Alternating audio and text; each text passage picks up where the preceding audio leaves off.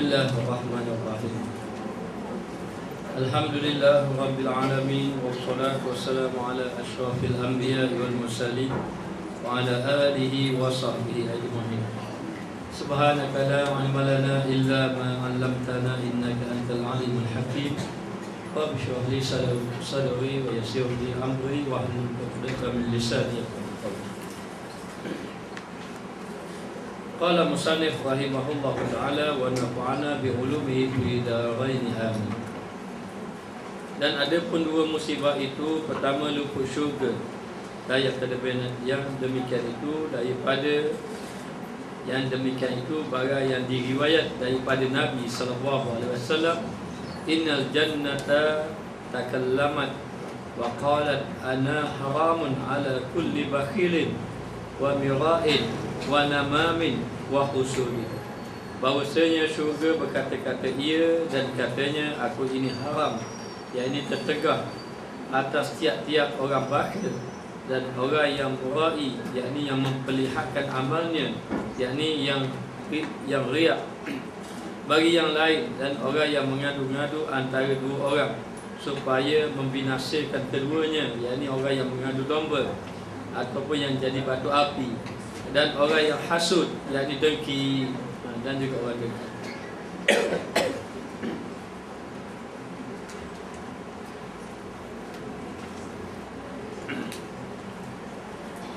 Maka dikatakan ada pun dua musibah, yakni musibah bagi orang yang melakukan amal ibadat dalam keadaan riak, dalam keadaan menunjukkan amal.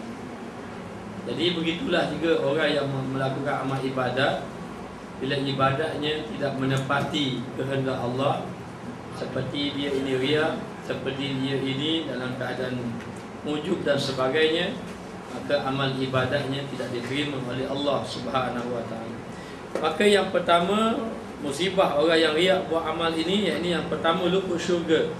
Dia tidak akan dapat masuk di dalam syurga walaupun amal ibadatnya banyak. Dan dikatakan bahawa ada orang beribadat 70 tahun tanpa melakukan maksiat, maka dia telah merasakan bahawa dirinya sudah soleh. Dan dia suka orang mengatakan dia soleh, rupa-rupanya amal ibadatnya dalam keadaan riak kepada Allah. Maka kita bimbang apabila amal ibadat kita ini ada riak, maknanya amal ibadat kita ini kita nak tunjuk pada orang, ataupun kita suka orang lain dapat tahu kita beramal, ataupun kita beramal ibadat ini dalam keadaan kalau orang ada kita akan tunjuk molek-molek, dan kalau orang tidak ada kita sembahyang lebih kurang sahaja. Ataupun dipanggil juga riak dengan arti kata orang itu melakukan amal ibadat kerana orang puji, maka bila orang keji dia tinggalkan amal ibadat. Maka melakukan amal ibadat kerana makhluk itu dipanggil riak. Dan mana-mana orang yang melakukan amal ibadat kerana makhluk bukan kerana Allah, maka amal ibadatnya tidak dipandang oleh Allah walaupun amal ibadatnya banyak. Walaupun dia bersungguh-sungguh buat amal ibadat tetapi bukan kerana Allah Subhanahu wa taala, maka dia tidak dapat masuk di dalam syurga Allah Subhanahu wa taala. Lalu dikatakan bakhil. Satu lagi riak, satu lagi bakhil. Banyaklah di antaranya orang yang riak, orang yang bakhil, orang yang suka mengadu domba, orang yang hasad. Maka dikatakan yang demikian itu barang yang diriwayatkan daripada Nabi sallallahu alaihi wasallam. Ini adalah dalil daripada Nabi sallallahu alaihi wasallam mengatakan bahawa sesungguhnya syurga, bahawasanya syurga berkata-kata ia. Syurga memberitahu bahawa dan katanya aku ini haram atas tiap-tiap orang yang bakhil. Haram ini maknanya tertegah. Tegah syurga ini tidak boleh masuk ataupun tertegah dia bagi orang yang bakhil. Orang yang bakhil, yakni orang yang kedekut ataupun orang yang sayang dalam sesuatu perkara, ataupun orang yang payah nak buat satu benda, itu pun bakhil. Dan dikatakan juga selain daripada orang yang bakhil ini, maka bakhil ingat tidak boleh masuk syurga. Al-bakhilu la yadkhulul jannata. Orang bakhil tidak masuk ia di dalam syurga. Al-bakhilu liman zukirtu lam yusalli alayya. Orang itu dikira bakhil apa bagi seseorang yang nama aku disebut, falam yusalli ilayya, maka dia tidak berselawat kepada aku, kata Nabi sallallahu alaihi wasallam. Nah, ini pun dikira bakhil. Kadang-kadang kita nak menyebut kataan yang baik pun kita tak sebut, itu pun dikira bakhil. Di samping kita nak mengeluarkan sesuatu yang baik seperti harta benda, itu pun semua dikira bakhil. Lalu dikatakan bakhil tidak boleh masuk syurga. Sebab itu kita ini jangan kita ambil kira amal ibadat itu sah tidak sah saja, tetapi kita kena ambil kira amal ibadat itu menyebabkan tertolak ataupun tidak tertolak. Maka di antaranya adalah bakhil. Dan orang yang murai, yakni orang yang melihatkan amalnya bagi yang lain, yakni dia melakukan amal ibadat dengan tujuan orang lain melihatnya. Melihatnya, jadi tujuan dia amal ibadat untuk memberi perhatian kepada orang lain. Maka ini juga dipanggil orang yang riya, dan amal ibadatnya tidak diterima oleh Allah Subhanahu wa taala. Jadi macam mana kita tidak mahu jadi riya ni? Jadi kalau kita buat depan orang macam tu, belakang orang pun macam tu juga. Sebaiknya belakang orang lebih lagi. Kalau kita rajin baca Quran di hadapan orang, kita kena rajin baca Quran di belakang orang. Ketika orang lain tidak ada. Maknanya kita begitulah. Supaya apa? Supaya hilang penyakit riya yang ada di dalam hati kita. Dan kita kena faham bahawa kadang-kadang kita ni ada satu penyakit yang panggil perasaan. Ilmu tasawuf ni nak buat sakit perasaan. Penyakit perasaan ini tebal sebenarnya, payah nak buat. Jadi bila kita sembahyang, kita rasa orang lain tengok, kita mengelokkan amal ibadat kita, kita mengelokkan rukuk kita, sujud kita, kita mengelokkan. Kita merasakan bahawa orang tengok amal ibadat kita, padahal tak tengok-tengok pun. Orang tengok gitu je, tak ada fikir-fikir pun. Kita kata dalam hati, orang tengok aku sembahyang ni, aku kena buat molek. Kita kata begitu. Orang yang tengok tak kata apa-apa pun, sekadar tengok begitu saja. Tapi itulah perasaan. Perasaan ini merupakan satu penyakit yang merupakan hijab kita dengan Allah Subhanahu wa taala. Maka buat amal ibadat ini, dia panggil riya ni macam mana? Yang pertama, dia suka amal ibadat dia diperlihatkan oleh orang. Yang kedua, dia akan buat amal ibadat bila dipuji saja. Bila dikeji ataupun tidak dipuji, maka dia meninggalkan amal ibadat. Sebab itu kata Fudail bin Iyad, apabila seseorang itu melakukan amal ibadat kerana orang, dan dia meninggalkan ibadat kerana orang juga, itu dipanggil riya juga. Contohnya macam mana? Contohnya bila kita buat kebaikan, orang puji kita. Lalu bila orang puji kita, kita rasa nanti kita ini akan kena penyakit riya sebab orang nak puji kita. Maka kita tidak mahu dipuji kerana bimbang takut riya, lalu kita tinggalkan kebaikan itu, maka itu dipanggil riya juga. Maknanya dah molek-molek baca Quran sejuzuk sehari, orang dapat tahu puji-puji, malah baca Quran, baca Allahu Ahad sudah. Maknanya jadi akhir kali kita tinggalkan ibadat. Maka kita tinggalkan ibadat itu kerana makhluk. Maknanya riya ini kita buat kerana makhluk, kita tinggal kerana makhluk. Mana-mana ibadat yang ada disandarkan dengan makhluk, maka itu dipanggil riya. Amal ibadat ini tidak diterima oleh Allah. Dan itu mungkin ada pada diri kita. Jangan tengok orang lain minta maaf banyak, bila kita belajar jangan nak sudi orang. Kita lah, benda tu nyakit kita lah. Ini nyakit kita lah. Tugas kita baiki diri kita. Kerana penyakit ini penyakit yang menyebabkan amal ibadat tidak diterima oleh Allah. Bahkan dia lebih bahaya daripada penyakit zahir. Maknanya penyakit zahir ini, kalau dia sakit pergi hospital, dia makan ubat apa-apa pun, maknanya dia sekadar binasa tubuh dia saja, lemah tubuh dia saja, amal tidak binasa. Bahkan dapat pahala kecuali dia tidak redha. Tapi kalau penyakit dalaman ini, amal ibadat dia batal. Sebab saya tak pernah jumpa lagi hadis siapa yang sakit kecil manis batal amalnya. Tak ada jumpa lagi. Tidak ada. Penyakit zahir ini tak batal amal, tapi penyakit batin boleh batal amal. Maka dikatakan bahawa maknanya melihatkan amalnya bagi yang lain. Dan orang yang mengadu-ngadu antara dua orang supaya membinasakan antara keduanya. orang yang mengadu-ngadu ini mencerita-ceritakan hal orang lain supaya kita jadi balah dan sebagainya. Itu jaga-jaga sebenarnya bahaya penyakit yang macam ini. Penyakit yang macam ini. Jadi begini kaedah dia. Baiklah, setiap manusia, yang pertama kita kena faham, setiap manusia ada kelemahan dia. Saya banyak sangat kelemahan. Orang lain semua ada kelemahan. Termasuk diri kita pun ada juga kelemahan. Tapi kenapa kita suka melihat kepada kelemahan? Lalulah kita pun satu hari kita suka orang tadi. Kita pun duduk dengan dia. Tiba-tiba kita tidak suka. Bila kita tidak suka, kita mencari kelemahan-kelemahan dia ni, lalu kita cerita ke orang lain. Masa ikut dia, semenjak dia masuk TV lain macam je. Contoh je.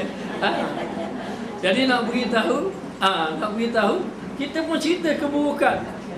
Bila cerita keburukan, kita pun ambil contoh-contoh, akhir sekali menyebabkan orang yang tidak rasa benci pada seseorang tu jadi benci. Orang yang pandang mulia jadi pandang buruk.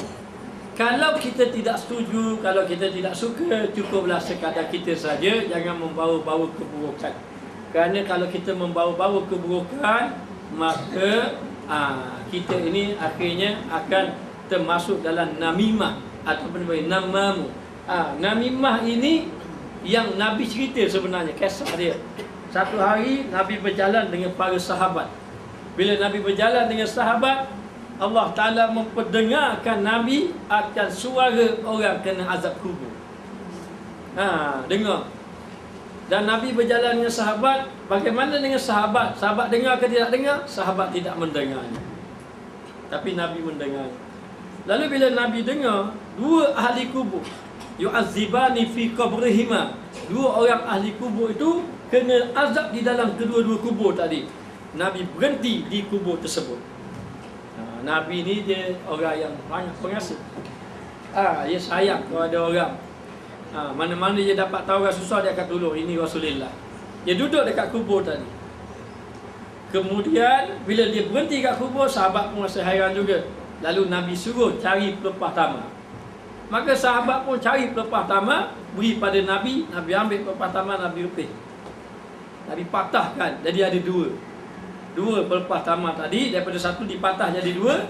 Kemudian satu pelepah tamar ni Nabi pun pacak dekat kepala satu kubur tadi. Satu lagi dipacak belah kaki kubur yang lain pula. Sahabat bertanya-tanya, kenapa ini Nabi berhenti? Sebab apa? Nabi mengatakan yu'azzibani fi qabrihima. Dua orang ahli kubur ini telah diseksa. Jadi sahabat pun bertanya, sebab apa dia kena seksa? Dia telah melakukan dosa itu, dosa besar. Tapi dia buat biasa, rasa kecil je. Dia tidak merasakan dosa besar, ataupun dia rasa dosa kecil saja, padahal dosa itu dosa besar. Jadi dengan sebab itu dia diazabkan. Lalu ditanya, apakah dosa dia? Dosa dia yang pertama, dia tidak membersihkan daripada kecilnya. Di dalam hadis mengatakan la yastabra'u minal bauli, dia tidak beristibra' daripada kencingnya. Itu yang pertama. Yang kedua, la yastadiru minal bauli, dia tidak tutup daripada kencingnya. Maknanya jadi dalam keadaan macam itu kena azab. Itu yang pertama. Yang kedua, namimah. Namimah ini kita bawa cerita, satu cerita yang kita tidak berkenan pada orang tadi. Yang selama ni kita baik sangat dengan dia. Bila kita baik, dia pun kita dah tahu dia siapa, dia dah tahu kita siapa. Baiklah. Masa baik-baik itu memang tengok baik sungguh, comel belaka. Tiba-tiba ada selih sikit saja, ada kesalahan sikit je. Lalu dia ambilkan segala keburukan dia, cerita pada orang lain.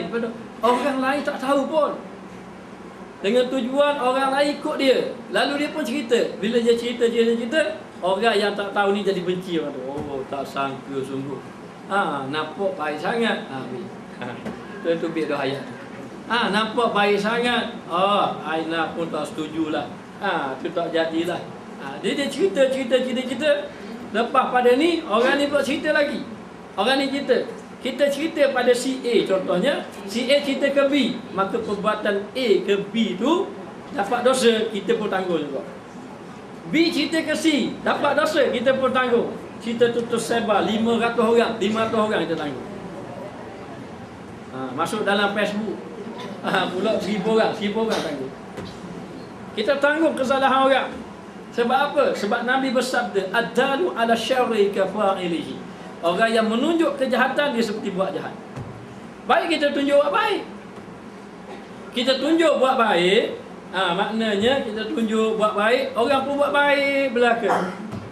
Kita cadang ke orang, apa kata kita buat majlis baca Yasin, berpindah rumah-rumah maknanya. Sambil kita cadang, orang pun ikut belaka. 100 orang ikut, 100 orang buat baik, pahala dapat kita. Tapi orang baik dia tak laju kembang. Dia lambat dia nak berkembang. Nak dapat ke 100 orang, Allah 2-3 tahun dah apa lagi. Maknanya, tapi kalau orang tak molek, Allah cepat berkembang saja. Maknanya, lalulah, tersebarlah. Bila tersebar, dalam keadaan macam itu, kita dipanggil namimah. Orang itu namimah. Dan Nabi kata, namimah ini orang yang memindahkan perkataan orang lain. Memindahkan perkataan orang lain kepada orang lain. Mana cerita-cerita ni kita berpindah, dapat cerita. Pindah tu perkataan yang tidak molek, lalu bertebaran lah itu. Maka orang yang mula-mula bawa cerita itu, dia tanggung. Dan orang lain, dia pun tanggung, sanggung belaka. Tapi yang mula-mula tu lagi berat. Ini dipanggil namimah. Dan namimah ini menyebabkan orang tu masuk neraka. Dan menyebabkan dia kena azab dalam kubur. Jadi beginilah, ambillah kaedahnya. Kalau kita tidak setuju, diam sudahlah. Saya tak setuju dia. Cukup sudahlah, tidak setuju. Maknanya kita buka-buka kan susah juga. Seorang hamba Allah datang, 2 kali dia jumpa saya. Dia lari. Dia mari di rumah, kata nak jumpa saya, lari. Bukan lari, saya balik lewat sikit. Lepas tu dia mari juga cari. Dia cerita, dia nak berpindah, nak belajar dengan saya. Tapi sebelum nak belajar dengan saya tak ada apa nak pindah pula. Guru ada, guru saya dah pakar gini. Dia pun cerita. Akhir kali nak duduk dengan saya. Saya lagi dah pakar. Maknanya lagi teruk kita maknanya. Jadi kita pun minta, ya Allah Tuhanku, janganlah. Takut berlaku. Dia begini kan. Kalau kita duduk dengan orang tu suka cerita kejahatan orang, nanti orang tu akan cerita kejahatan kita. Ini ada dalam kitab Mau'izatul Mu'minin. Dalam kitab Mau'izatul Mu'minin sudah ada terjemahan dia, bimbingan mukmin, terjemahan dia. Cuba baca kisah sahabat. Kalau kita nak tengok, kita jumpa sahabat kita ni kata sama korang. Makna kalau orang tu duduk dengan kita, dia cerita sama ustaz tu gini. Tu gerang ustaz tu, lagi gerang kita pula. Maka begitulah kaedahnya. Ingat, kita sekarang ni kita nak fikir bahawa kita akan membawa amal kita kepada Allah. Amal kita ini nak bawa amal. Maknanya. Jadi bila amal kita nak bawa, jangan ada amal kita rosak. Kita cukup ambil berat tentang sembahyang, tentang rukun, syarat dan sebagainya. Maka apabila seorang itu dia jadi namamun, yakni namimah, dia jadi batu api, dia bawa biar orang jadi balah, tak puas dengan orang ni, kita pergi rumah orang ni buat cerita, pergi rumah ni cerita pula. Maknanya, maka kita telah jadi namimah ataupun namamun, orang yang mengadu domba. Maka syurga kata apa? Anta haram. Kamu ini haram, dia kata. Masuk di dalam syurga. Maka tidak boleh masuk syurga orang yang namamun, namimah tadi.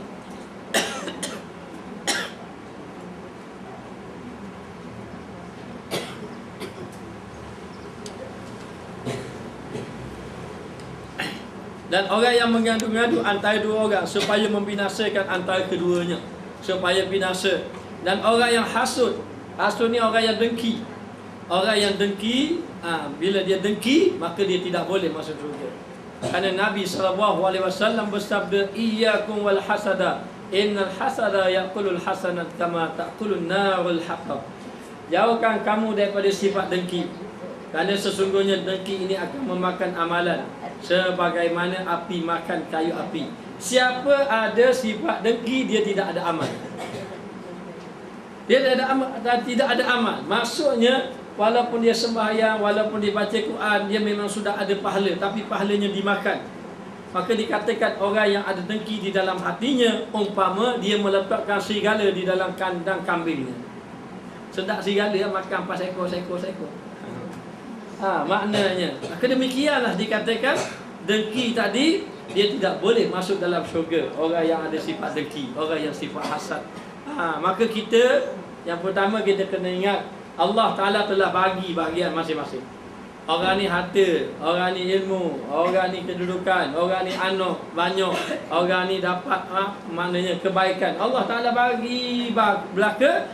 Maka itu pemberian Allah kepada hamba-Nya. Maka kita tidak boleh mempertikaikan, rasa tidak setuju. Kerana apa? Sebenarnya orang yang dengki ini adalah orang yang bermusuhan dengan Allah. Kenapa kita dengki dia? Oh, sebab dia berniaga maju, kita niaga tak maju. Dia berniaga maju tu siapa yang bagi? Allah Ta'ala bagi. Maknanya, maka kita kena terima apa yang Allah Ta'ala beri dan jauhkan diri kita daripada hasad dengki. Dan penyakit-penyakit hati je mari belaka. Pakarlah tebang mana pun dia mari. Pakai jubah, mari sebeh. Orang pernah beri sebeh kalau bapak atau tekuk katanya. Dia bagi sebeh ke saya. Kalau saya pegang sebeh, saya takkan hari ni, saya kena sakut bahu. Mana besoknya. Maknanya mungkin pahala banyak. Jadi nak beritahu sebeh besar ke apa ke, penyakitnya akan mari belaka. Semakin kita solat, semakin mari. Semakin solat kita mari pujian. Sebab itu dikatakan bahawa untuk menghilangkan penyakit dalam hati ini, jawapan dia zikrullah. Sebab tu cuba cari jalan. Jalan mana? Zikrullah. Kalau kita buat salah, istighfar. Banyakkan istighfar. Ada apa sekali istighfar? Latih dengan list istighfar. Bila kita rasa kita lebih, la ilaha illallah, hanya Tuhan saja, senyum milik Allah Ta'ala berlaku. Jadi istighfar, salawat, la ilaha illallah, ini semua tidak boleh ditinggalkan sebenarnya. Inilah makanan rohani. Makanan cukup dah. Orang kalau makan makanan rohani cukup dah. Makanan jasmani tak payah. Bukan tak payah makan, maknanya makan sikit-sikit pun faham. Saya tanya Habib Ahmad Al-Haddad yang datang sini baru ni. Jadi lepas pada kuliah malam itu, pagi besoknya turun ke Kuala Lumpur sekali dengan saya. Jadi dalam saya pun berbual dengan dia. Saya tanya, Habib, boleh tak Habib cerita kisah Habib Umar? Habib Umar ulama Yaman. Yang kita dapat boleh ambil pengajaran. Dia kata kisah Habib Umar ni banyak, dia kata. Tapi saya tengok dengan mata saya sendiri. Satu hari saya baca kitab dengan dia. Belajar khatamlah kitab. Bila sudah khatam kitab, maka dia bagi ijazah serban, pakai serban, bagi ijazah semua kan. Kemudian Habib Umar pun balik. Lepas pada tu Habib Umar tulis surat kepada Habib Ahmad Al-Haddad yang datang sini. Datang surat, dia membaca surat. Surat itu Habib Umar mengajak Habib Ahmad ini pergi berdakwah. Pergi berdakwah. Lalu dia kata, saya gembira lah bila Habib Umar itu jemput saya. Lalu saya pun pergilah. Bila pergi saja, lepas sembahyang subuh, lepas kuliah pergi ke Huraidah. Huraidah daripada Tarim itu lebih kurang 3 jam. Sampai sebelum daripada Zuhur, pihak-pihak sembahyang Jumaat. Lepas sembahyang Jumaat, nak pergi ke Asar, Habib Umar ceramah setepak, 2 tepak. Lepas tu sembahyang Asar pula. Lepas sembahyang Asar ceramah lagi. Lepas sembahyang Maghrib ceramah lagi. Lepas sembahyang Isyak 2 tepak ceramah lagi. Malam tu qiyamul pula.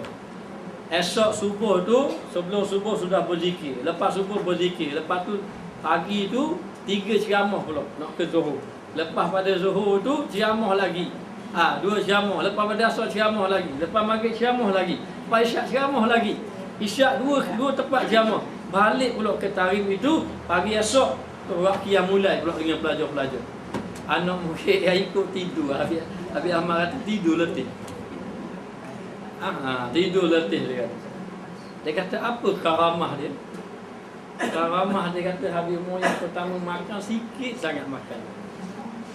Dia makan sikit, dan dia tak pergi ke tandas sepanjang 2 hari. Itu karamah dia. Karamah kita pergi tandas hama. Maknanya. Lalu terkejut, heran, betul heran. Dia kata. Dan dia setiap masa kadang tangan dia akan bergerak, bibirnya akan bergerak. Dia tengok itu zikir, penuh zikir Allah. Jadi bila orang itu dah berzikirlah dapat menghilangkan penyakit batin. Penyakit batin adalah zikir sebenarnya. Maka kalau kita ditimpa penyakit batin, yakni seperti riya, ujub, takabur, sum'ah dan sebagainya, hasad dan sebagainya, inilah yang menyebabkan amal ibadat kita ditolak. Kita buat amal ibadat banyak, kena pula penyakit ujub, riya pula. Malah ibadat tak boleh juga. Maknanya gaji doa lalu kena nyakit pula. Maknanya jadi itu yang berlaku pada kita. Maka dikatakan bahawa hati-hatilah kita daripada penyakit batin. Maka banyakkan zikrullah, berzikir kepada Allah Subhanahu wa ta'ala. Lalu dikatakan bahawa dan bermula khabar yang diihtimalkan. Apa makna khabar di sini? Khabar di sini adalah hadis. Hadis yang tadi ni, hadis yang mengatakan innal jannata takallamat wa qalat ana haramun ala kulli bakhilin wa mira'in wa namamin wa hasudin. Hadis ini. Maka khabar ini maknanya bermula khabar, yakni hadis ini diihtimalkan, ditanggung ataupun ditakwilkan dengan 2 makna. Diihtimalkan, yakni ditanggung dengan 2 makna. Salah satu daripadanya bahawasanya orang bakhil itu, yakni orang bakhil yang terlebih jahat bakhil, iaitu daripada mengata la ilaha illallah Muhammad Rasulullah. Dalam hadis tadi yang mengatakan ana haramun fi kulli bakhilin, aku ini haram, dia kata ala kulli bakhilin wa mura'in wa namamin wa husudin, aku ini haram kepada yang bakhil. Masuk bakhil di situ adalah orang yang bakhil daripada menyebut kalimah la ilaha illallah Muhammad Rasulullah. Maka dikatakan bakhil kalau orang tu tak sebut.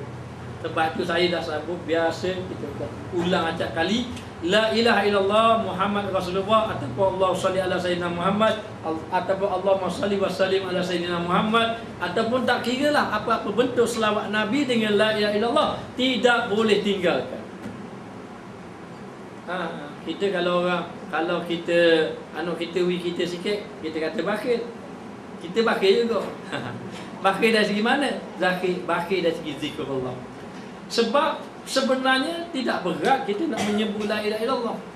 Kita tak perlu angkat benda-benda nak sebut la ilaha illallah. Hanya menggerakkan lidah saja. Jadi la ilaha illallah Muhammad Rasulullah itu, ataupun la ilaha illallah dan selawat pada Nabi ini, dikatakan bahawa kalau orang itu tidak menyebutnya, maka dia bakhil. Dan bakhil di sini dia kata bakhil macam mana? Yakni terlebih jahat bakhil. Maknanya seburuk-buruk bakhil. Apabila tidak mau selawat dan tidak mau berzikrullah, bertahlil dengan kalimah la ilaha illallah.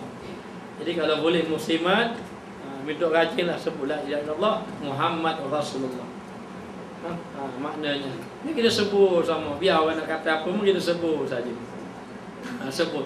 Tak kira lah, paling kurang 300. Kalau nak banyak lagi, mendapat ni, kalau nak banyak lagi 1000. Nak banyak lagi 10,000.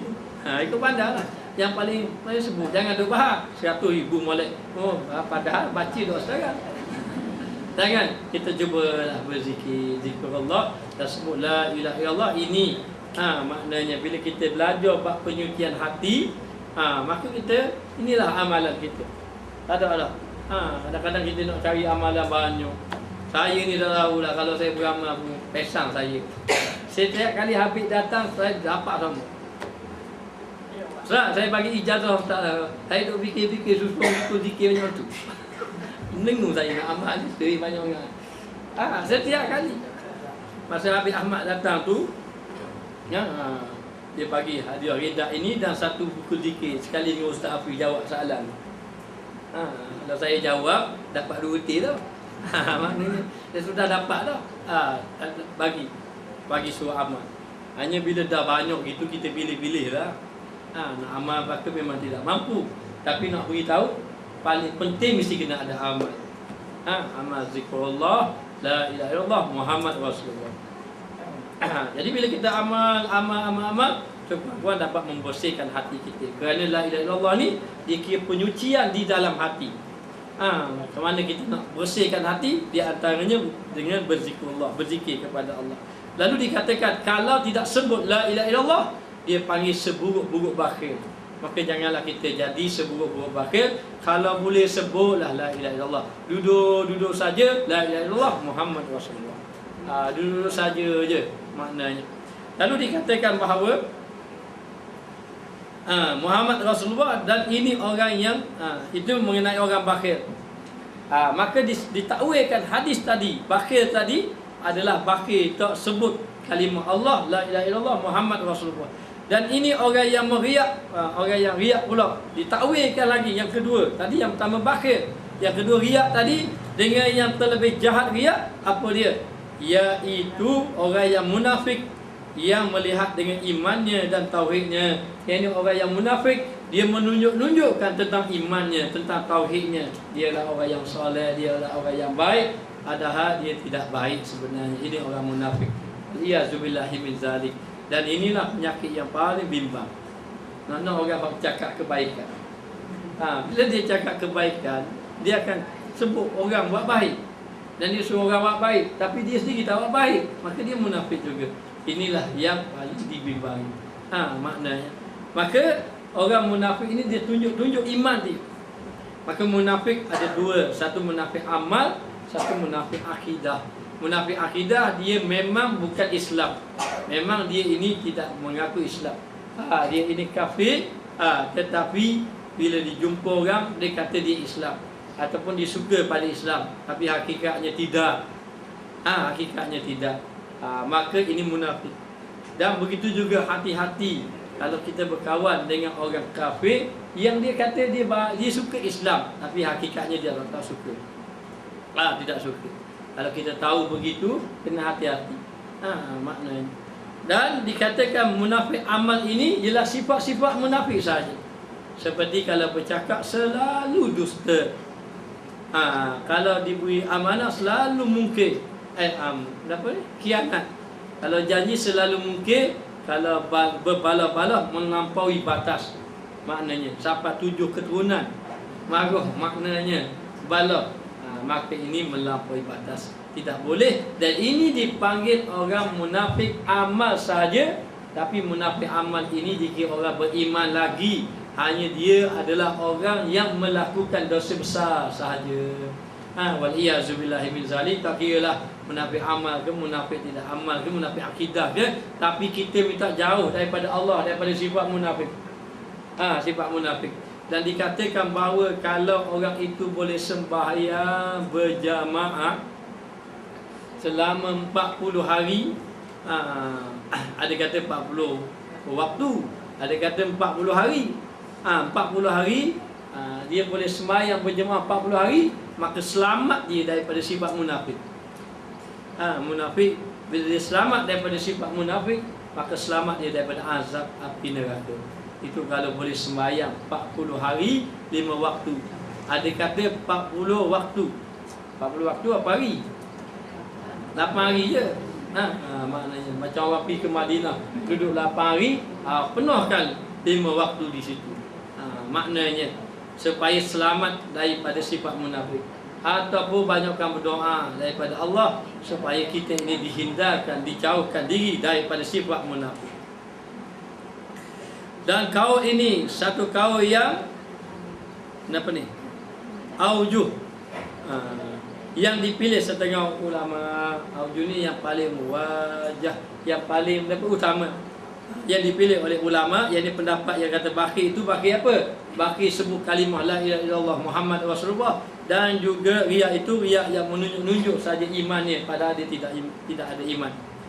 Dan yang keduanya, bahawa orang yang tiada menegakkan daripada bakhilnya dan daripada riaknya. Maknanya orang yang ada sifat bakhil dan orang yang ada sifat riak. Bakhilnya dia rasa sayang kedekut. Maknanya Dan orang yang ada riak, riak ni dia buat amal ibadat bukan kerana Allah, memang nak tunjuk-tunjuk pada orang, dan tiada memeliharakan akan dirinya daripada keduanya, dan dia tidak membersihkan hatinya daripada keduanya. Lepas tu kalau orang tanya macam mana, saya kalau orang tanya buat mudah-mudah je.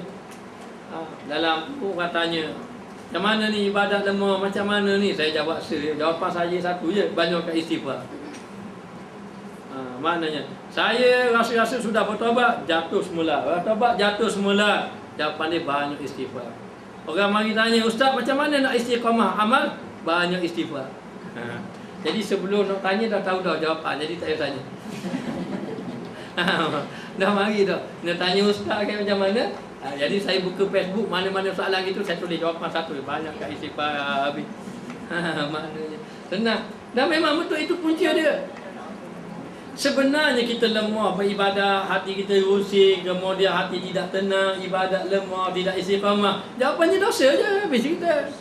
Itulah hijab-hijab yang ada pada kita. Itulah dendengan-dendengan yang ada pada kita. Kenapa hati kita serabu, tidak tenang, maknanya. Maka jawapan banyakkan istighfar. Maka bila orang itu istighfar banyak-banyak, maka tu ada lagi dia sudah istighfar dah tapi tak jadi benda. Istighfar 10,000 habis cerita.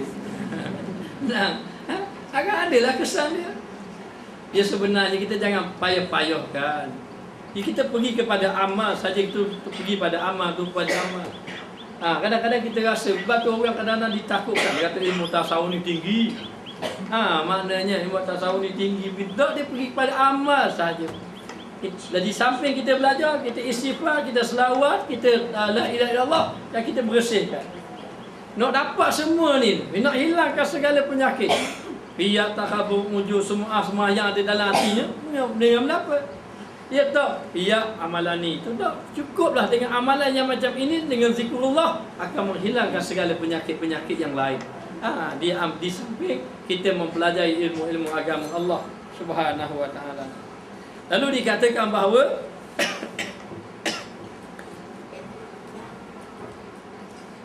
orang yang tiada menegahkan daripada bakhilnya dan daripada riaknya, dan tiada memeliharakan akan dirinya daripada keduanya. Maknanya orang yang ada sifat bakhil dan riak, dia tak jaga pun bakhil dan riak tadi. Dia biarkan begitu. Kita ni yang baiknya, kalau kita berasa kita ni ada penyakit, jangan berasa orang lain ada penyakit. Kita berasa orang lain ada penyakit, itulah bapak penyakit. Boleh tak kata gitu? Boleh tak? Kita lah paling banyak bersong penyakit kita. Apa penyakit kita? Kita rasa orang lain ada penyakit. Makna kadang-kadang orang mari, Ustaz boleh tak Ustaz tegur begini? Tak payah kita tegur diri kita je. Maknanya beki-beki diri kita, insya-Allah. Lama-lama orang lain kita banyak doa. Seabdul doa ni kita doa pada orang lain tu, orang lain tak tahu kita doa. Tu orang lain kita tu doa sedap, orang lain tak tahu. Tapi tak apa, kita berdoa saja untuk dia. Insya-Allah. Lalu dikatakan bahawa kalau dia tidak jaga dirinya, tidak memeliharakan akan diri daripada keduanya, maka adalah orang ini ditakut kebinasaan. Orang ini akan binasa. Apa maksud binasa? Binasa amal. Tak ada amal ibadat. Ini yang kita takut. Buat amal ibadat, yang kita sembahyang, akhirnya sembahyang itu tidak ada.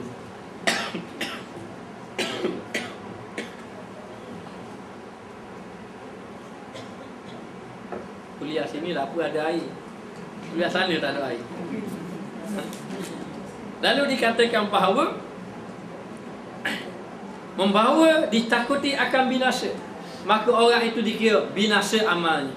Tak ada apa-apa. Sebab tu dikatakan ramai orang sembahyang tak dapat apa-apa, letih dan lenguh saja. Ramai orang bangun malam tidak dapat apa-apa, ia dapat mengantuk dan letih sahaja. Ramai orang berpuasa sunat, dia tidak dapat apa-apa, dia dapat lapar dan dahaga saja. Maknanya. Jadi akhirnya binasa saja. Ya, sebab apa? Sebab penyakit hati yang ada dalam hatinya, sama ada dia itu bakhil, sama ada dia itu riak. Maknanya buat amal ibadat tunjuk pada orang lain, bukan kerana Allah Subhanahu wa taala. Jadi kita nak latih ni, kalau boleh kita semangat sikit bila orang ada. Sebab tu disuruh kita ni biar ada waktu kita sembahyang. Ketika itu di dalam rumah kita tak ada orang, Kata salah seorang guru saya, dia kata, "Ustaz, banyakkan duduk di tempat sejadah." Tujuan apa duduk tempat sejadah? Bukan duduk saja. Bila dia kata banyakkan duduk di tempat sejadah, sama kata nak zikir, dia tak khabar suruh zikir mai sunat. Jadi bila disebut banyakkan duduk di tempat sejadah, itu kita faham lah. Nak lepas subuh, duduk, gelap kejap. Gelap duduk, mana sebab jatuh? Jatuh. Jadi dikatakan bahawa seseorang tadi, kalau dia tidak membersihkan hatinya, dia biarkan sifat itu, maka binasalah amalnya. Iaitu bahawa menghubungkan kelam. Menghubungkan kelam maknanya mendatangkan kelam. Kelam tu gelap. Gelap tu gelap pada apa? Gelap pada hati. Hati jadi gelap. Bila hati jadi gelap, hati tidak melihat kebaikan. Orang yang hati gelap ini, dengar ke, dia walaupun dengar Quran, dengar hadis ataupun beri nasihat apa-apa pada dia, tak beri manfaat. Padahal kalau diberi tazkirah itu manfaat. Fadzakir fa inna zikra tanfa'ul mu'minin. Orang yang beriman ini kalau mendengar tazkirah akan beri manfaat, tapi tak beri manfaat. Kata sama saja. Kita bab dosa pahala tak jadi apa, kita bab syurga pun tak jadi apa. Syurga neraka pun tak jadi apa. Cerita bab kebaikan pun tak jadi apa. Saja je. Ini menandakan hati tak digelap. Jadi jangan sampai hati kita digelapkan oleh Allah. Orang yang hatinya digelapkan oleh Allah, yang pertama, dia ini tidak ada masa buat amal ibadat. Sebenarnya nak kata tak ada masa, tak juga. Ada masa, tapi dia buat tak ada masa. Tidak ada masa. Untuk beribadat tidak ada masa. Maknanya. Dan yang kedua, perkara kebaikan itu menjadi berat untuk dia.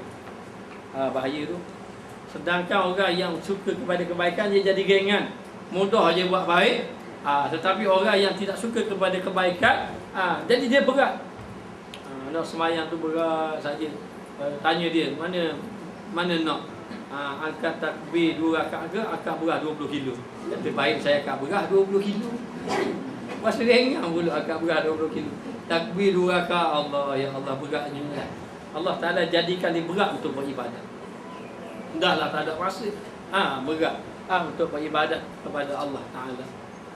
Nah yang ketiga, orang yang dijauhkan daripada Allah Ta'ala ini, dia merasakan bahawa ibadat yang dia buat itu tidak ada manfaat bagi dirinya. Masih biasa saja. Ataupun dia tidak merasa manfaat pada ibadat tadi. Macam dia tengok, wah benda kita dengar dia kata kita. Belajar apa dia kata. Maka ini mengatakan hatinya gelap. Gelap hatinya. Maka jalan ini mesti kena bertaubat kepada Allah Subhanahu Wa Taala. Baik, lalu dikatakan bahawa kelam, maka dan menghubungkan itu mendatangkan kelam tu gelap hatinya, celaka lagi celaka. Pengarang kita sebut celaka, bahasa Arab dia panggil syaqiyun. Yang ini binasa lah orang ni. Orang ini binasa, hidup dia jadi sempit. Inna lahu ma'isyatan dhanka, Allah Ta'ala sebut kehidupannya akan menjadi kehidupan yang sempit. Jadi di antaranya Allah Ta'ala beri dia hati tak tenang. Masya Allah. Serapu. Kita tengok rambut dia tahu serapu. Kita tengok muka, kita tengok rambut dah, Allah serapu ni. Kita mulai ada duduk tenang. Yang mari serapu dulu, Allah serapu tengok dia. Maka hatinya tidak tenang. Tidak tenang. Yang kedua, menjadi serba tidak kena dalam perbuatan dia. Susah hati, serba tidak kena dalam perbuatan dia. Buat gini tak kena, buat gini tak kena. Maknanya. Yang ketiga, Allah Ta'ala jadikan dia dah sentiasa dalam keadaan kesusahan. Allah susah sama. Susah. Kadang kita heran. Maknanya. Jadi hidup dalam keadaan susah. Maka yang demikian itu, bila gelap itu, maka jatuh ia di dalam kufur. Lama-lama boleh jatuh kufur. Kenapa? Akan membawa kepada putus asa. Hidup jadi putus asa. Bila putus asa, tidak berpuas hati dengan Allah. Bila tidak berpuas hati dengan Allah, maka dia merungut. Kenapa Allah Ta'ala beri saya macam ni? Allah. kata macam ni. Kenapa Allah Ta'ala timpakan saya macam ni? Maknanya ni orang yang sudah rosak, akhir sekali boleh jatuh kufur. Ingat, kufur ni sebenarnya mudah hilang dalam orang yang beriman boleh cabut kufur. Bukan cabut tu kena ketak payah dah. Kadang-kadang orang boleh kufur ini dia lebih ringan daripada mengeluarkan air lidahnya. Minta maaf lah nak beritahu. Maknanya kalau dia nak meludah daripada dalam keluar, ni tak payah keluar pun, dalam hati je kata. Dia mari dalam hati je. Baik orang kafir pula hidup senang. Baik daripada tak beriman, kita orang beriman hidup susah. Baik orang kafir, dia kata baik orang kafir kufur. Iyazubillah. Dia tak khabari kau orang. Dia khabur. Ataupun dia kata apa Tuhan beri hidup aku celaka. Masya-Allah. Dia mempersoalkan Allah. Maka ini menjatuh kufur. Jatuh kepada kufur wal iyazubillahi min zalim. Hari ini bahaya orang-orang cakap lebih kurang aja hari ini. Cakap-cakap lebih kurang. Saya pernah jumpa dia kata tidak ada azab kubur dia kata. Allah bahaya cakap. Duk main-main benda agama tidak boleh bermain-main. Dan benda agama serah kepada ahlinya. Idza wusidal amru min ghairi ahliha fantazris sa'ah. Apabila sesuatu perkara ini diberi kepada bukan ahlinya, maka tunggu saat kebinasaannya. Maknanya beri kepada, kalau bab agama beri ulama-ulama. Minta maaf. Macam kalau artis tu nak bercakap kena belajar dulu.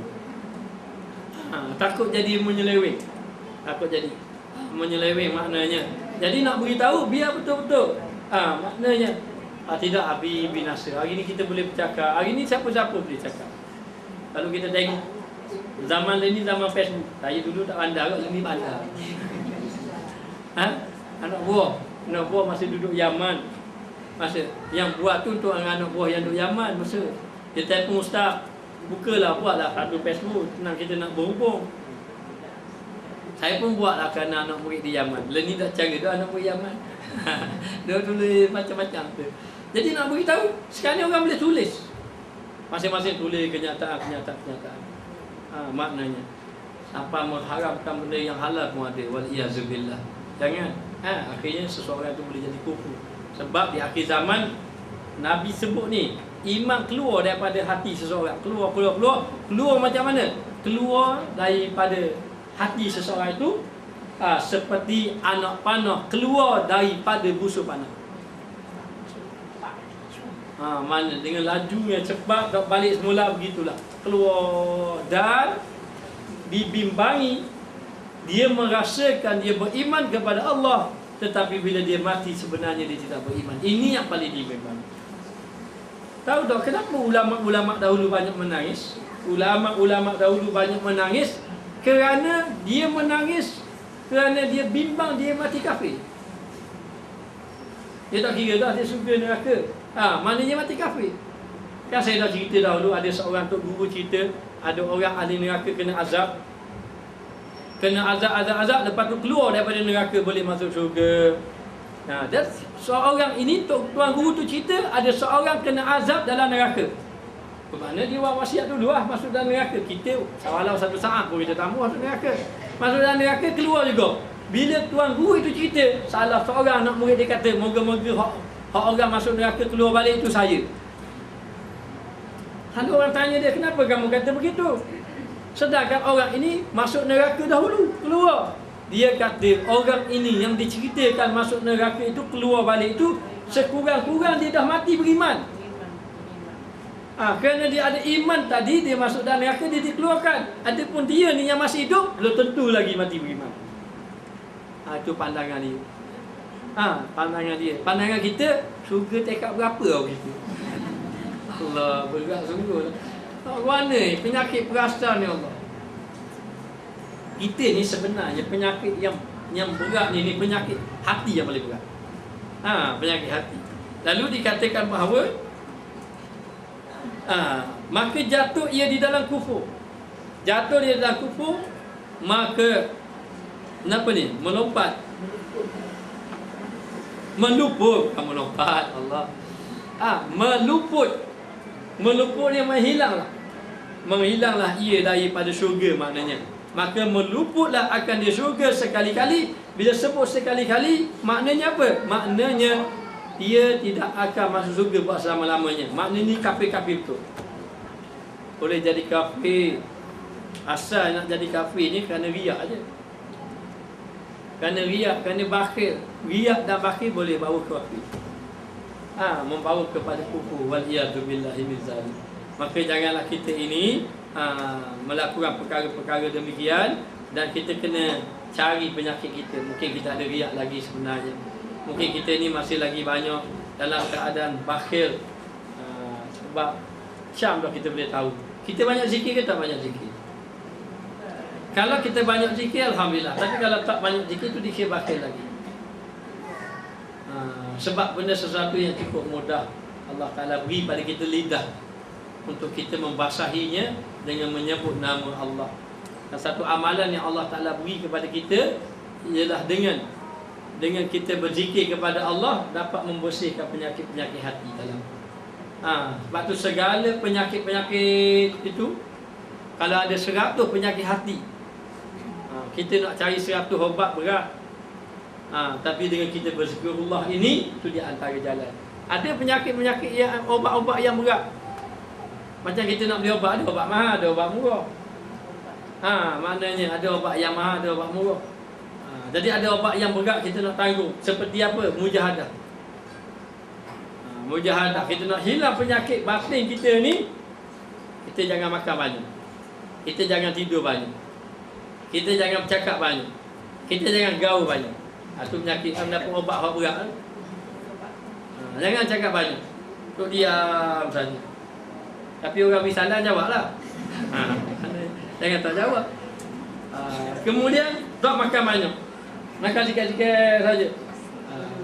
Kerana perut ini ibu segala kejahatan sebenarnya. Bukan apa? Walaupun makan benda halal, tapi ngesabit kita makan jadi banyak, jadi berat beribadat. Bila kita apa ni, kurang makan, dia jadi kurang tidur. Tapi bila kita banyak makan, memang sedap tidur. Tidur maknanya dia akan jadi macam itu jalan mujahadah. Payah jalan mujahadah. Aku pergi jalan zikrullah amal. Di samping kita berzikrullah, kita kena duduk dengan orang soleh. Awak dengan orang-orang yang soleh dan duduk di tempat-tempat yang baik. Maka ini di antara kita dapat membersihkan hati kita. Maka waliyazubillah. Dan musibah yang keduanya, orang yang riak ini masuk di dalam neraka. Musibah dia tak boleh masuk surga, masuk neraka lah. Waliyazubillah. Dan yang demikian itu bagi orang yang, bagi barang yang meriwayatkan akan dia oleh Abu Hurairah radhiyallahu anhu daripada Nabi SAW. Ini hadis panjang juga, maka kita baca hadis tadi. Maka Nabi SAW bersabda, awwalu ma yud'a, diseruan yud'a yaumal qiyamati rajulun qad jama'al qur'ana wa rajulun qad qatala fi sabilillahi wa rajulun kasirul mali. Pertama-tama, barang yang diserukan pada hari kiamat. Mula-mula orang yang diseru pada hari kiamat, dipanggil pada hari kiamat, seorang lelaki senyata telah menghimpunkan Quran, yakni menghafal dia akan Quran. Disebut himpun, dimasukkan itu hafal. Hafal Quran ini bagus. Hafal Quran ini bagus, tetapi ingat, jangan Quran itu dia hafal semata-mata hafal, kemudian ditinggalkan Quran, ataupun dia tidak mengamalkan apa yang ada dalam Quran. Kita kadang-kadang ibu bapa ni dia bagus, dia nak dia anak dia hafal Quran. Kita banyak-banyak. Kalau kita nak suruh anak kita hafal Quran, tolong tengok kemampuan anak. Tengok kemampuan anak. Jadi sebelum dia nak hafal Quran tu, dia suruh. Ada seorang tu umur dia dah 30 lebih, dia tanya saya. Dia kata, "Ustaz, apa pandangan Ustaz? Saya nak hafal Quran." Saya kata begini, saya bagi dia hafal amma yatasaalu, esok mari jumpa saya. Boleh ingat tak? Maknanya apa ayat tu dulu, jangan terus niat nak hafal Quran. Maknanya tengok kemampuan kita. Kalau tak boleh jangan. Kerana Quran ni kalau kita dapat, kadang-kadang payah nak dapat. Kalau dah dapat, dia mudah nak hilang. Quran. Maka Quran ini kalau nak hafal bagus. Biar betul-betul hafal Quran. Dan tengok kemampuan anak. Kalau anak boleh hafal Quran, teruskan hafal Quran. Tapi ingat, disebut orang yang hafal Quran. Orang yang hafal Quran dekat negeri akhirat, ada yang baik. Kalau anak-anak kita hafal Quran, nanti dekat negeri akhirat kita dipakaikan mahkota. Kita dipakaikan mahkota, kita dipakaikan pakaian yang indah-indah di dalam syurga. Lalu ibu bapa yang dipakaikan pakaian yang indah-indah itu bertanya, sebab apa saya dipakaikan? Apakah amalan menyebabkan saya dipakaikan mahkota yang indah-indah ini dalam syurga? Kata Allah Ta'ala, Allah disebabkan amalan anak kamu. Apa anak dia? Anak dia adalah seorang yang menghafal Quran. Dan dikatakan orang yang hafal Quran ini jasadnya tidak hancur, kerana di dalamnya ada Quran. Maka disebut di negeri akhirat Allah Ta'ala akan bangkitkan orang yang penghafal Quran. Ya, dibangkitkan. Dan laki-laki yang berperang fisabilillah, orang yang berjihad fisabilillah, ada berperang dengan fisabilillah. Dan laki-laki yang banyak hartanya, orang yang banyak harta, Allah Ta'ala akan panggil. Sebenarnya kalau disebut dengan penghafal Quran, itu termasuk juga dengan orang yang membawa ilmu. Hanya ada penghafal Quran saja. Tiga ini akan dipanggil. Seorang lelaki yang banyak ilmu ataupun yang penghafal Quran. Seorang lelaki yang dia ini apa dia? Berperang fisabilillah. Dan seorang lelaki yang dia ini orang yang banyak harta. Bila dipanggil macam tu, fayaqulullahu ta'ala lil qari alam u'allimka, saya ajar, tidakkah saya telah mengajar akan kamu? Ataupun u'allimuka, boleh ke? Tidakkah saya, alam itu bukan u'allimka, mim kena mati. Kerana alam itu adalah huruf jazam. Kalau mim berbaris salah. Alam u'allimka ma anzaltu ala rasuli fayaqulu bala ya rabbi fayaqulu ma amilta fima alimta fayaqulu ya rabbi kumtu bihi ana al-laili wa atrafan nahari fayaqulu Allah Ta'ala kazabta ataupun kazabta. Kazabta boleh juga, kazabta tidak ada sabdu, kazabta. Fataqulu al malaikatu kazabta wa yaqulu Allah Ta'ala bal aradta an yuqala fulanun qari'un wa qad qila zalika. Maka firman Allah Ta'ala bagi qari, orang yang pandai membaca Quran. Orang yang pandai membaca Quran, tiadakah aku ajarkan kamu akan barang yang aku turunkan atas pesuruhku? Tidakkah aku telah ajar kepada kamu, kata Allah, yakni aku telah memberi ilmu kepada kamu, aku telah memberi Al-Quran kepada kamu, sehingga Quran ada dalam hati kamu yang telah dibawa oleh Rasulullah, oleh Rasul aku. Betul tak kamu hafal Quran? Allah Ta'ala tanya, bahasa ringkasnya, betul tak kamu ni hafal Quran? Betul tak kamu ni telah faham Quran dan hadis? Betul tak aku telah beri ilmu kepada kamu? Begitu gambarannya. Maka sembahnya bala, bahkan ya Allah, benar Engkau telah memberi Quran sehingga Quran ada di dalam dadaku, sehingga aku berjaya menghafal Quran. Ya Tuhanku, bala, yakni bahkan ya Tuhanku. Maka firman-Nya Allah Ta'ala pun berkata, apa yang engkau amalkan pada barang yang engkau ketahui. Masya Allah. Sebab tu jangan suka sangat kalau ada Tuhan bagi ilmu ni berat sebenarnya. Kalau diberi pilihan tidak mengajar dengan mengajar, saya nak memilih tidak mengajar. Maksud tidak mahu lagi dah, kerana amat berat. Bila kita membaca, menyampai, banyak benda kita tahu. Jadi banyak benda kita tahu, banyak benda kita tak mampu nak amal. Mana? Lepas tu kalau diberi pilihan, saya berjumpa dengan seorang ustaz di Yaman. Dia ustaz Singapura. Dia ini mengajar di masjid-masjid.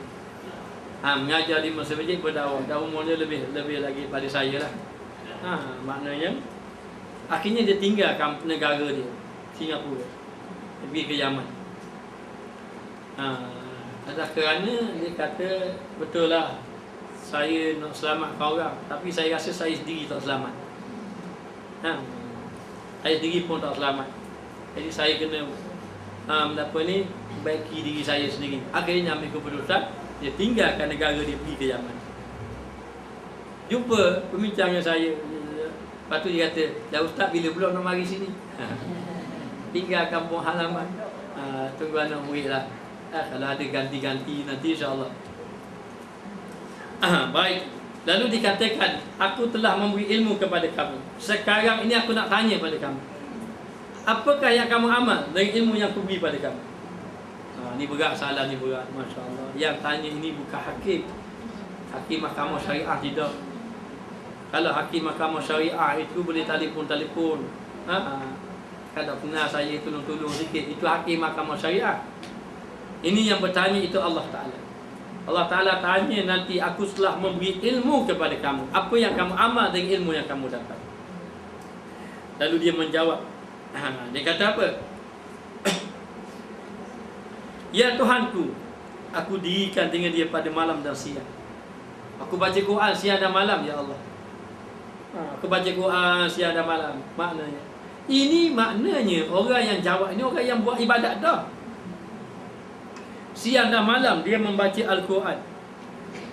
Maka firman Allah Ta'ala kata, "Kazabta, kamu dusta." Kamu dusta. Maknanya Allah Ta'ala menafikan apa yang dia buat, apa yang Allah Ta'ala kata. Dan kata segala malaikat, engkau dusta. Engkau dusta.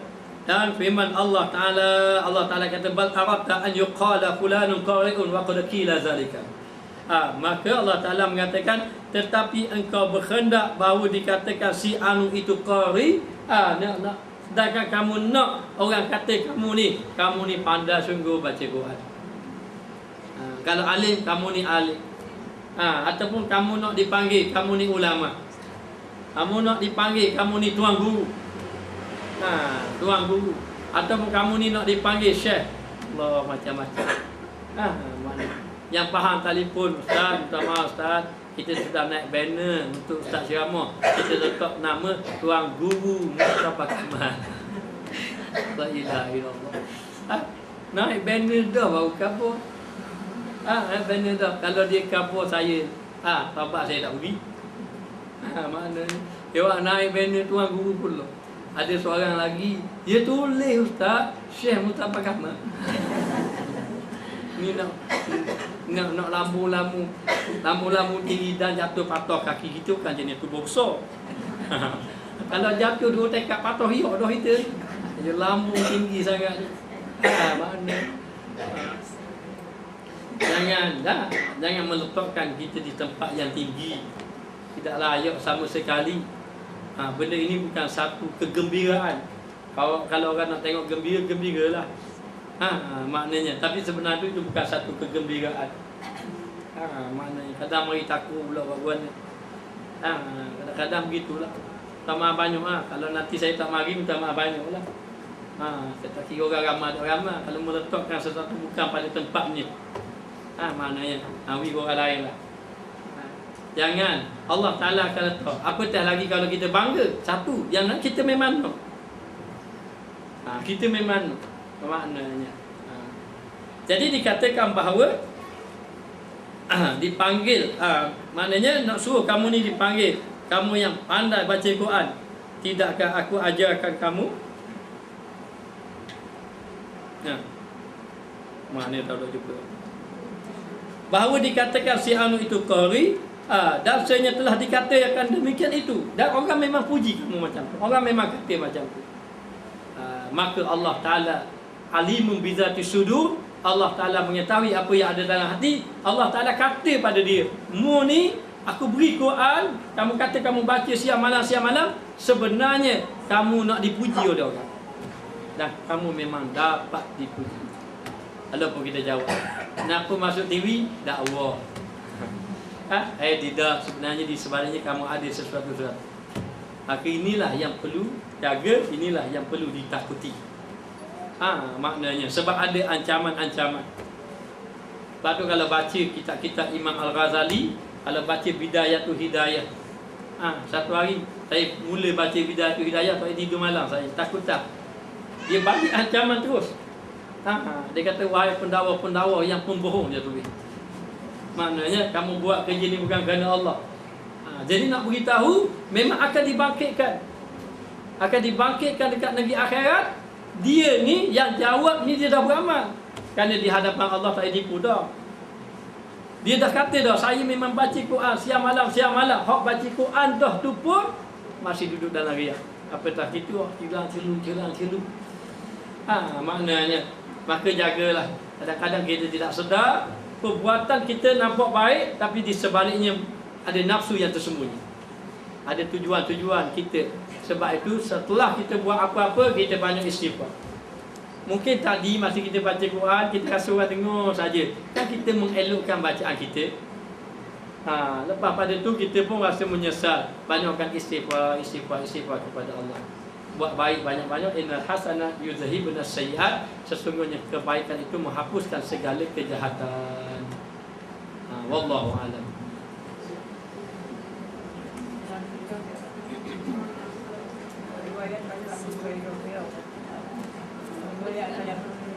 Mana? Biar ada lagi? Ada sikit lagi? Allah.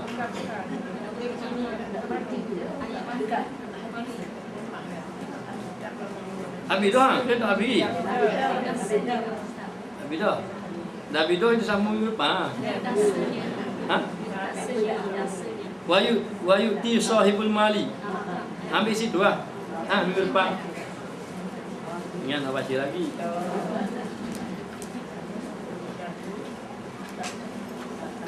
Bismillahirrahmanirrahim. Rabbana zalamna anfusana illam taghfir lana wa tarhamna lanakunanna minal khasirin. Allahumma alimna ma jahilna, Allahumma ridna ilman wa zidna fahman fadila. Allahumma qulubana, Allahumma tahhir qulubana min an-nifaq, tahhir qulubana min al-munafiqin, qulubana min al-fasiqin. Rabbana atina fid dunya hasanah wa fil akhirati hasanah wa qina adzaban nar. Wassalamualaikum ala sayyidina Muhammad wa ala alihi wa sahbihi wasallam. Alhamdulillah.